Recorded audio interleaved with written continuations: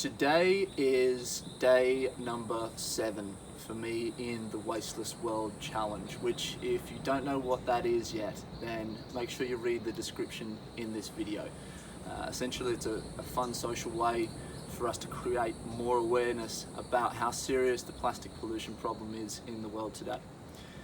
And at the same time raise funds for organisations or projects that are actually working towards a better future for all of us, whilst bringing people together and having a direct impact on the pollution within your local environment and everybody else that gets involved all around the world. And for the final video for the week, I wanted to do something that just sort of comes from the heart. I started, as a lot of you would know, a project called Wasteless World. The website is in the link above. And so this particular social media campaign was inspired by the work that I'm dedicated to with that particular project. And what that project is all about, it's basically focused on, as the name kind of suggests, creating a world where we really stop wasting so much energy, resources, time, everything. I really hope that during this strange time with the lockdown, people have had a chance, I know that a lot of people they've had a chance to reflect on sort of flaws within our system and within ourselves that we really need to take a good look at. And I know there's been some great campaigns that have come out of this whole lockdown and the coronavirus situation that I believe is going to have a very positive effect on the future going forwards. And so I sort of asked myself, why is it that I've actually dedicated myself to this project? It's not something that is intended to make me wealthy, not by any chance. The actual purpose behind this project is to try and do something good for our community, for our environment. And if it's not, a lot of people within our society, they focus too much on what's in it for me, right? And so what is in it for me? Why am I doing this?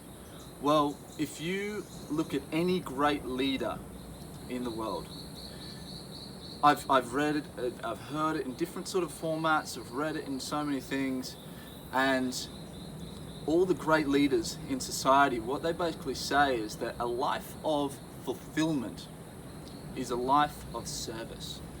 Yeah, the sort of joy that I've been getting out of seeing other people get behind this campaign in any way, whether it be a donation to the cause, which thank you so much to anybody who has donated. Without that money, we're not going to be able to get the first shipping container up and running, and that's going to create a knock-on effect in itself, because it has its own sort of self-fulfilling economy, which is then going to grow. We just need to get that initial kickstart. But also anybody that's, if you aren't able to donate, that's totally understandable, but actually sharing this, getting the awareness out there, and people who are going out and picking up rubbish from their community. For me, just on a local basis, my local environment now, each day I have to go further and further away from my home to find rubbish.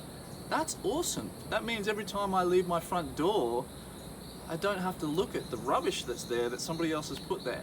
And hopefully that's going to, when you see an area, and perhaps you've done this in your life, you've maybe got some rubbish in your hand. If you can see there's a pile of rubbish on the ground, you're a little bit more inclined to be, okay, oh, it doesn't matter, I'll just add to that rubbish. But if you're in a pristine area and you've got rubbish in your hand, I guarantee you're going to hold on to it, at least if you've got a little bit of consciousness. And that's, that's just one small aspect of this project and the effect that it can have. But the Wasteless World project, it's not just about cleaning up our environment, which is obviously going to help ecosystems and animals, but it's also about bringing people together. So seeing all these different posts with people coming together to do something positive for our environment, for our future, fills me up with so much joy. And so I wanted to say from the bottom of my heart, thank you. Seriously, thank you. I'm starting to get a little bit emotional, but thank you to all of those people that have gotten behind this. It means so much to me. It really, really fills my heart with so much joy. And you know, I'm excited to see where this goes. And I'm probably gonna get a little bit.